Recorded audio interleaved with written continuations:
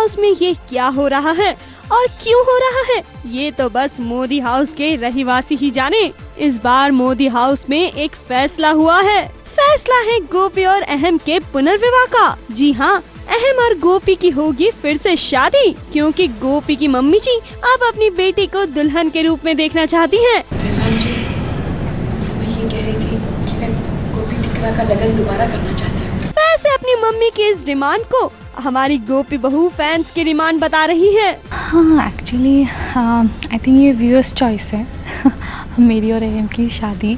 और एक्चुअली बहुत ज़्यादा मुझे लाइक पिछले कम से कम 3-4 महीने से मेरे मेल्स, मेरे मैसेजेस, अरे कुछ तो होना चाहिए, शादी होनी चाहिए फिर से, ये वो।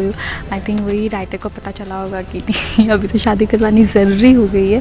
गोपी, अब ये फैंस की डिमांड हो या आपकी मम्मी की, पर इस फैसले से सबसे ज्यादा खुशी तो अहम को हुई है। हाँ, खुशखबरी ये है कि मेरी शादी हो रही है और शादी बहुत सालों बाद हो रही है। मुझे इतनी खुशी है कि मेरे नए कपड़े सिलवाए जा रहे हैं, नए लोग बुलाए जा रहे हैं और शादी में खाने को मिलेगा लोगों को, तो वो उसके तो चर्चे आप समझ ही सकते हो कि शादी में क्या क्या होता है। वैसे अहम और गोपी की खुशी का एक और रीजन है और वो है मीरा, जो इस बार उनकी शादी में शामिल रहेगी और अपने माँ पापा के पुनर्विवाह की गवाह बनेगी।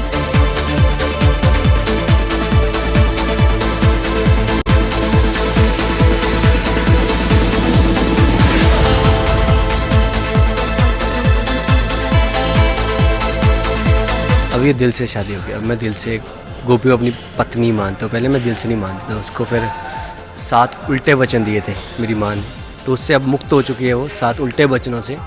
जो वचन उसने 7 वचन लिए थे, उल्टे वचन लिए थे, तो उससे वो मुक्त हो गया। अब वो दोबारा हम लोग शादी कर रहे हैं, तो मैं अभी उसे दिल से अपनाऊँगा।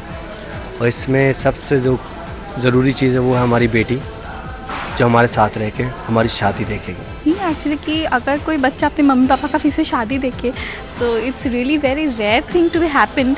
और जब होता है तो ऑब्वियसली हर बच्चे को अच्छा लगता है। चलिए, बढ़िया है। अब आप लोग अपनी शादी के कपड़े डिसाइड कीजिए, हम आपकी शादी में जरूर शामिल होंगे।